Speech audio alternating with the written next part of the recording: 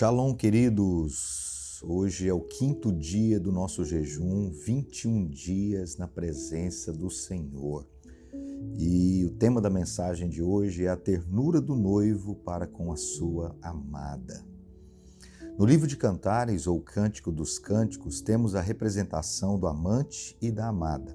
Temos Jesus, o noivo, e temos a noiva, a igreja.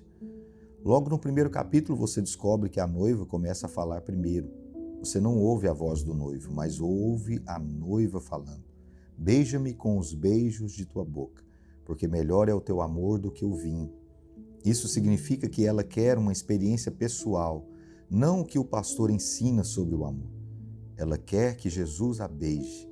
Ela quer uma experiência pessoal. Morena e formosa.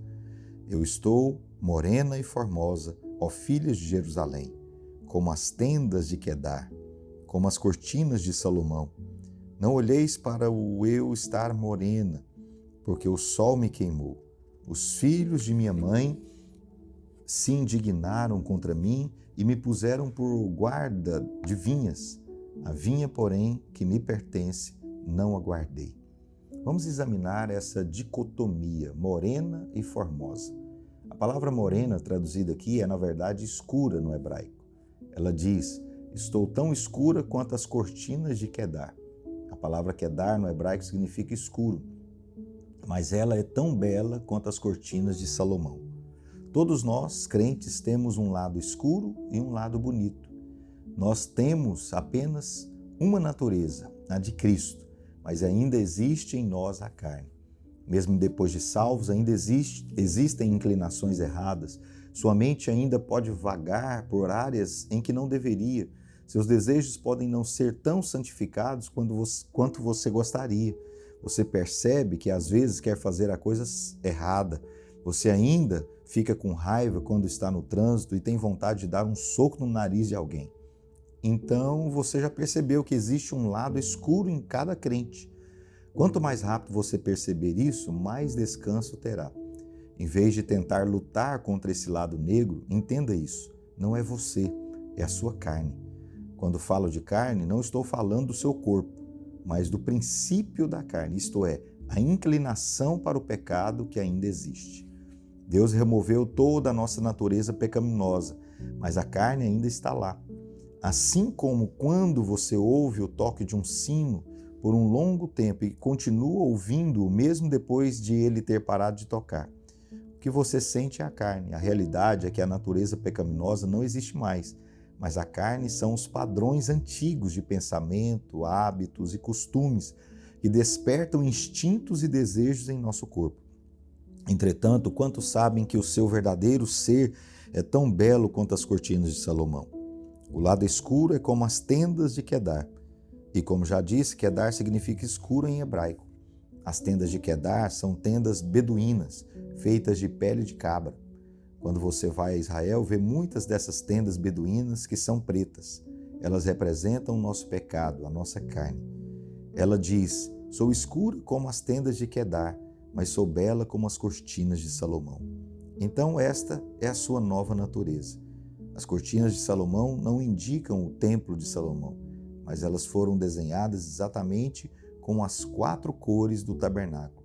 Mas as 4 figuras de animais, no entanto, eram maiores no templo de Salomão. O princípio, porém, é o mesmo. Quando se trata de sua carne, você percebe que ela é escura. Quando você vê o lado negro, você tenta o seu melhor para corrigi-lo e fica desanimado porque agora você é uma pessoa nascida de novo. Somente as pessoas que nasceram de novo ficam desanimadas quando veem essas coisas. Então, você não gosta desse seu aspecto, não é? É como as tendas de Quedar. Tão bela como as cortinas de Salomão. Contudo, não se esqueça de que você também é tão bonito quanto as cortinas de Salomão. Essas cortinas tinham 4 cores e 4 animais, todos simbolizando Jesus Cristo.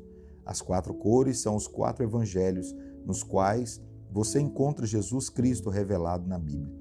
As 4 representações de Jesus Cristo formam um quadro completo.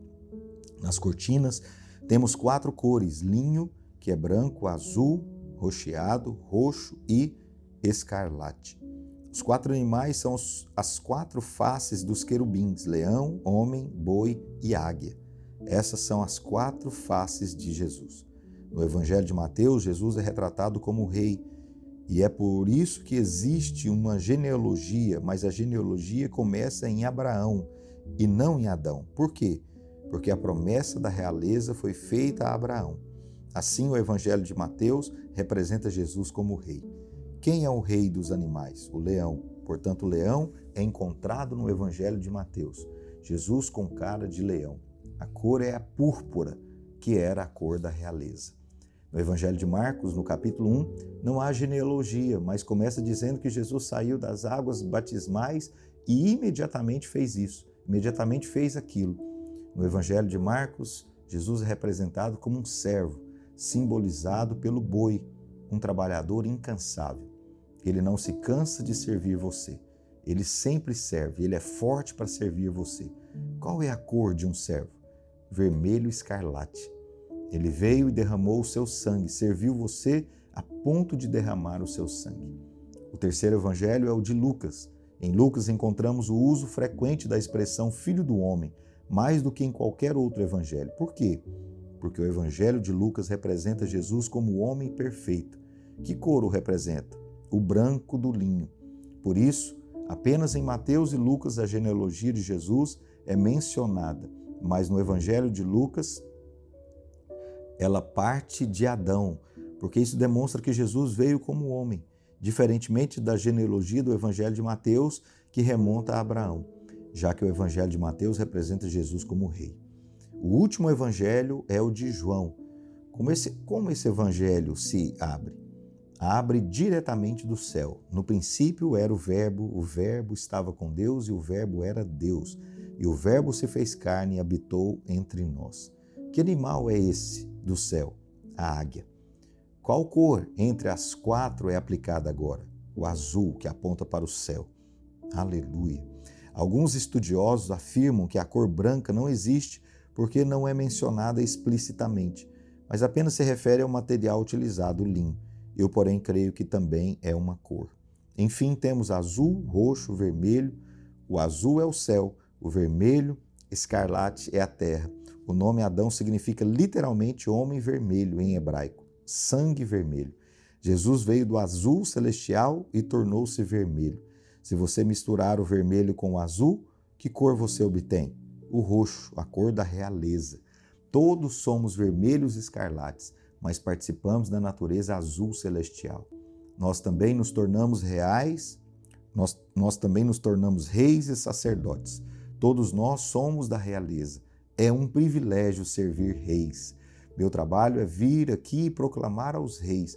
Essa é a academia dos reis. Aleluia.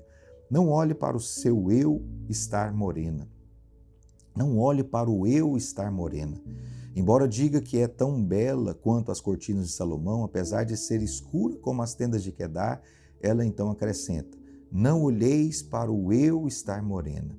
Então, parece que ela está focada em sua consciência de pecado.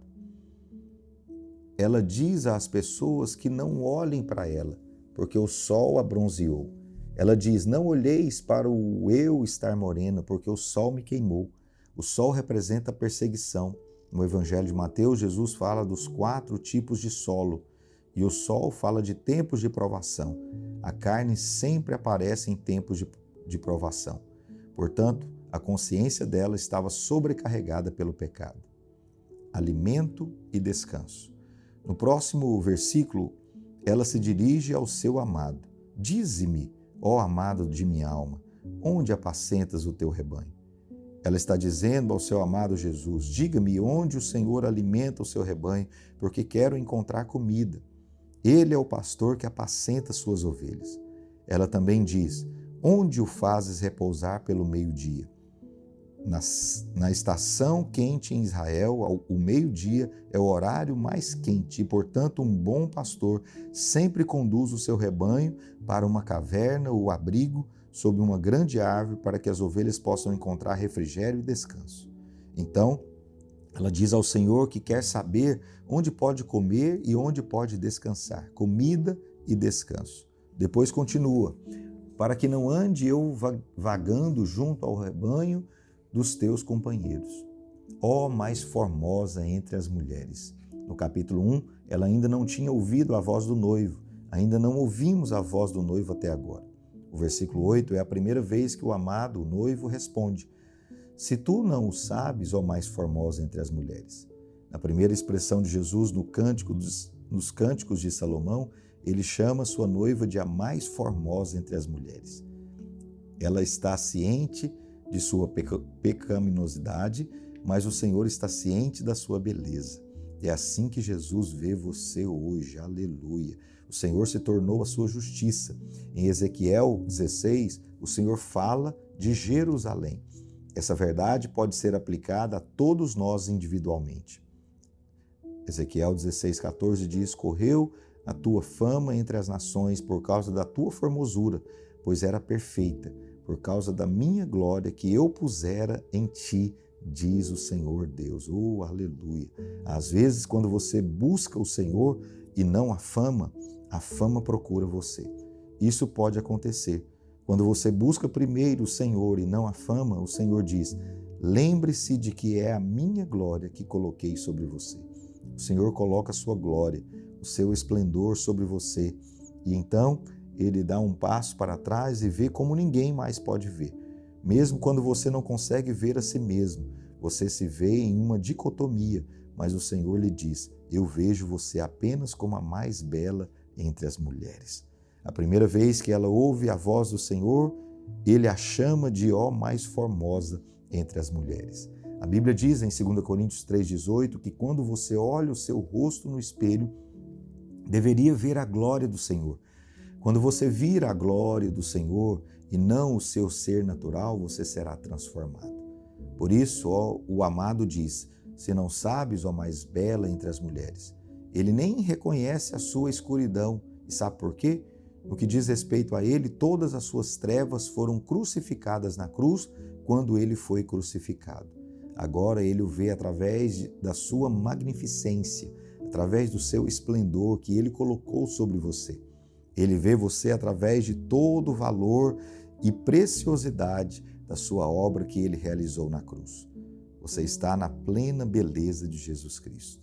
Segue a pisada dos rebanhos. Agora ele responderá à pergunta dela. Ela lhe perguntou: diga-me onde posso comer e onde posso descansar. Quero saber onde você está alimentando. Não quero comer em nenhum outro lugar, mas quero alimentar onde você está alimentando. Quero descansar onde você faz descansar o seu rebanho. A resposta se encontra no verso 8. Cantares 1:8 diz: se tu não sabes, ó mais formosa entre as mulheres, sai-te pelas pisadas dos rebanhos e apacenta os teus cabritos junto às tendas dos pastores. Em outras palavras, ele está dizendo a ela: se você quer nutrição de verdade, boa comida, não seja uma cristã solitária. Alguns dizem: não quero ir à igreja porque todos lá são hipócritas.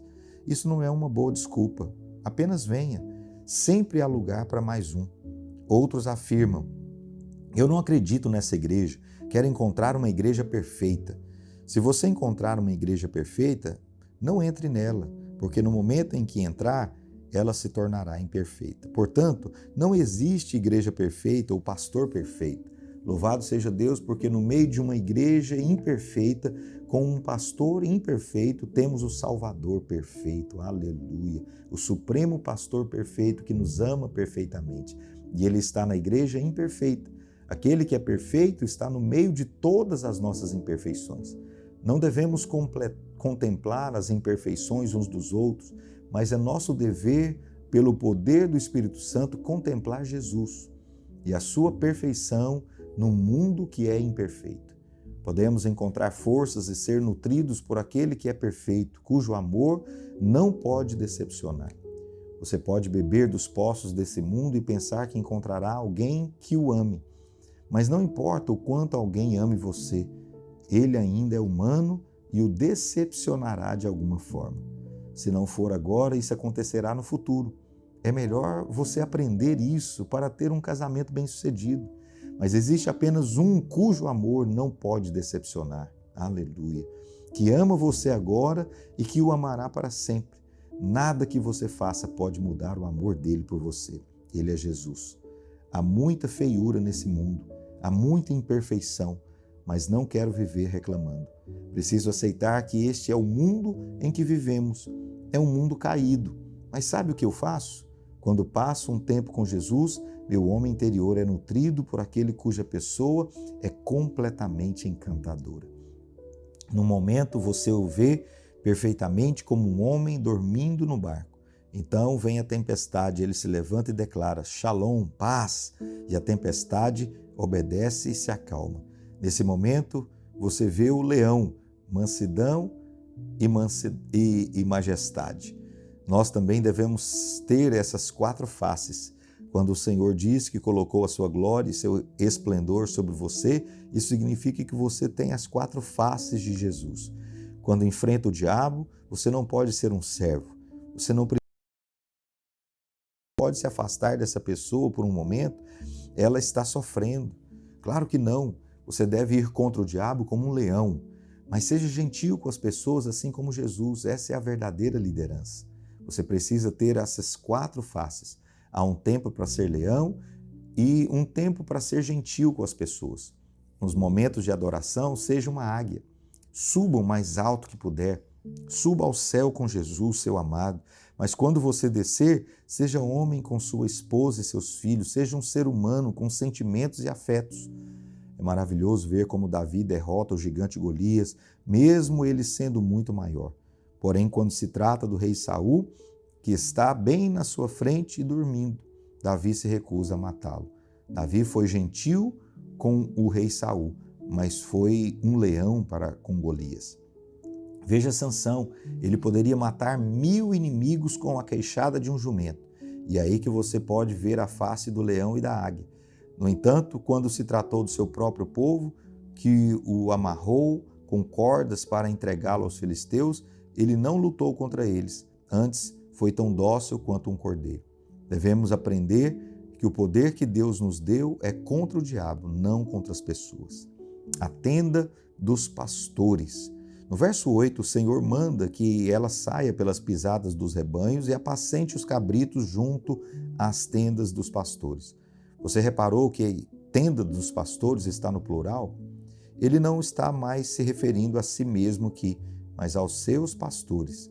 Em outras palavras, ele está dizendo: se você quer boa comida, siga os passos das gerações que vieram antes de você. Siga as trilhas e vá até as tendas dos pastores. Você sabe o que são tendas de pastores? As igrejas locais. As tendas dos pastores são as igrejas, e é lá que você encontra o Senhor suprindo o seu rebanho. É lá que, quando bate o sol do meio-dia, quando as dificuldades são mais fortes, você encontra descanso. E é lá que você encontra comida boa, você encontra nutrição. A igreja é esse lugar. Até os nossos filhos, os nossos pequeninos, as vossas cabras, serão alimentados nas tendas dos pastores. Pai, no nome de Jesus, eu oro por revelação a respeito da importância da igreja, a importância do amor de Jesus revelado através da vida da igreja no coração de cada um dos meus irmãos.